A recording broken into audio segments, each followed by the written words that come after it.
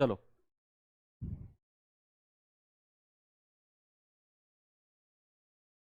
चलिए बताएंगे जल्दी से। यदि राम एक निश्चित यात्रा अपने सामान्य चाल की 60% चाल से तय करता है। यार एक बात बताओ आप मुझे, पेट्रोल के दाम बढ़े, बाकी ये लोग सवाल करो, मैं और बाकी लोगों से बात करता हूँ। पेट्रोल के दाम मान लो 90 रुपए से, पता चला न्यूज आई कि भैया पेट्रोल के दाम हो गए 100। क्या आप हेल्पलाइन नंबर पे कॉल करते हो सरकार की कि मोदी जी से पूछ के बताओ क्यों पेट्रोल के दाम बढ़े? आप तसल्ली कर ले तो भैया बढ़ गए तो ठीक है, पेट्रोल के दाम इस हिसाब से ले लेंगे हम। आप मार्केट गए, आलू के रेट थे मान लो 20 रुपए किलो, हो गए 30 रुपए किलो। क्या आप सब्जी वाले से ये कहते हो कि भैया एक काम कर, जो पूरे देश का फूड मंत्री है उसके पास कॉल करके अभी हमारे सामने पूछ के आलू के दाम 20 से 30 क्यों हुए? हो गए तो ठीक है भैया। अब क्लास नहीं चली 19 मिनट तो ठीक है, नहीं चली होगी, कल देख लेना क्यों नहीं चली, कैसे नहीं चली, फोन करके बताओ, ये करो वो करो। खामखा के चक्कर में क्यों पढ़ रहे हो, 20 मिनट क्यों खराब कर रहे हो, पढ़ लो जाके। यदि राम एक निश्चित यात्रा अपनी सामान्य चाल की 60% चाल से तय करता है तो वह 36 मिनट के देरी से गंतव्य पर पहुंचता है। गंतव्य तक पहुंचने में उसका सामान्य समय क्या होगा? आप सबसे पहले ये बताओ, क्या घर से और गंतव्य जो जहां तक डेस्टिनेशन से जाना था, डिस्टेंस कभी चेंज हुआ? नहीं। अगर डिस्टेंस चेंज नहीं हुआ है तो जो रेशियो उनकी चाल का होगा उसका अपोजिट रेशियो उनके समय का हो जाएगा। अब चाल का रेशियो बताना। 60% अपनी सामान्य का 60%, अगर मैं कहूं सामान्य चाल, अगर मैं सामान्य चाल 100 यूनिट मानूं तो नई चाल कितनी हो जाएगी भैया? 60% से जा रहा है तो 60 यूनिट हो जाएगी, 20 तिया 60 और 20 पंजे 100। ओके, अब ये तो चाल का रेशियो हो गया। अगर मैं समय का रेशियो आपसे पूछूं तो ये अपोजिट हो जाएगा, 3-5 का रेशियो हो जाएगा। सवाल ने कहा भाई साहब वो जो है ना वो 36 मिनट की देरी से पहुंच रहा है, 36 मिनट, तो 2 यूनिट का मान कितना है? 36 मिनट। डिफरेंस, समय का डिफरेंस है ना। 1 यूनिट का मान 18 मिनट। सवाल ने कहा कि सामान्य समय कितना लेता था? 3 यूनिट लेता था, और 3 × 18 यानी कि उसका जो नॉर्मल टाइम था वो था 54 minute. Option number D. Next आ जाइए, ये सवाल करिए।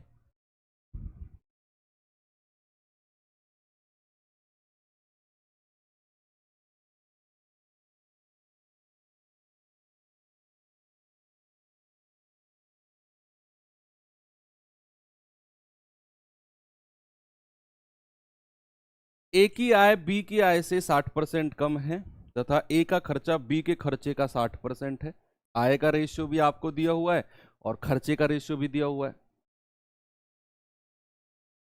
अब उसने कहा यदि ए की आय बी की आय, बी ए की जो आय है वो बी के खर्चे के 70% के बराबर है, 70% के, तो ए और बी की बचत का रेशियो क्या होगा? बताइए जल्दी से।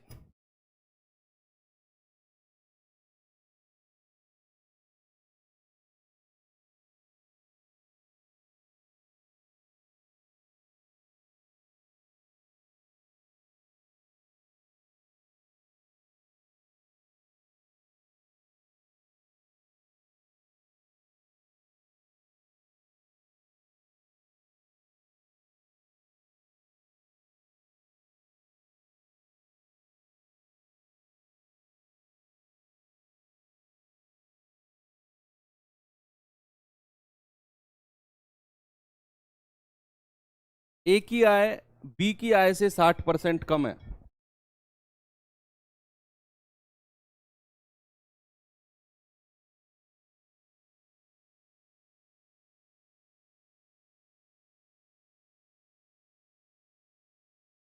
चलिए, ए की आय बी की आय से 60% कम है। अगर मैं इनकम की बात करूं बच्चे, अगर मैं आय की बात करूं तो ए और बी, ए और बी, उसने कहा ए की आय बी की आय से 60% कम है।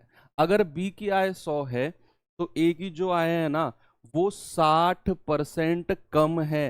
तो ए की आय कितनी हो जाएगी? 40 हो जाएगी। 20 दूनी 40 और 20 पंजे 100, ये उनकी इनकम का रेशियो आ गया।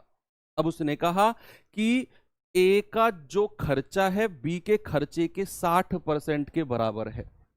अब मैं उनके खर्च के बारे में बात करता हूं।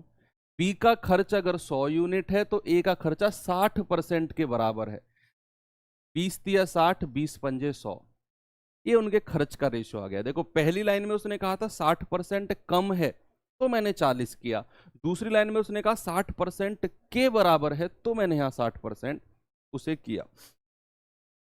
अब सवाल ने कहा इन दोनों रेशियो में ना उसने रिलेशन क्रिएट किया। बच्चे इसे आर, 2R और 5R मान लूं, इसे 3T और 5T मान लूं, क्योंकि ये दोनों रेशियो अलग हैं अपने आप में। अब इन दोनों में हमें रिलेशन चाहिए। क्यों? हमें चाहिए उनकी बचत का अनुपात, और मैं जानता हूं कि बचत होता है आय में से खर्चा जब मैं माइनस करता हूं। तो यहां डायरेक्ट माइनस नहीं कर सकते बचत के लिए। अब बचत के लिए करेंगे क्या? उसने एक रिलेशन दिया है कि जो ए की आय है ना वो बी के खर्चे के 70% के बराबर है। ए की आय कितनी है? 2R, बी का खर्चा कितना है? 5T, और उसके 70% के बराबर है, 7/10 के बराबर है। 5 दूनी 10, 2 दूनी 4, 4R बराबर 7T। तो यहां से R और T का रेशियो कितना आ गया? 7 और 4। अब जहां जहां R है वहां वहां 7 से मल्टीप्लाई कर दो, जहां जहां T है वहां वहां 4 से मल्टीप्लाई कर दो। दोनों जो रेशियो है वो रिलेट हो जाएंगे आपस में। भाई जैसे ये मुझे मिला R बराबर 7, तो ये हो जाएगा 7 दूनी 14 और 7 पंजे 35। यहां T मिला 4, तो 4 तिया 12 और 4 पंजे 20। अब मुझे चाहिए बचत, तो 14 में से 12 गया 2, 35 में से 20 गया 15, तो इनकी बचत का रेशियो कितना आ गया? 2:15। Option number D. आप डायरेक्ट नहीं घटा सकते थे क्योंकि यहां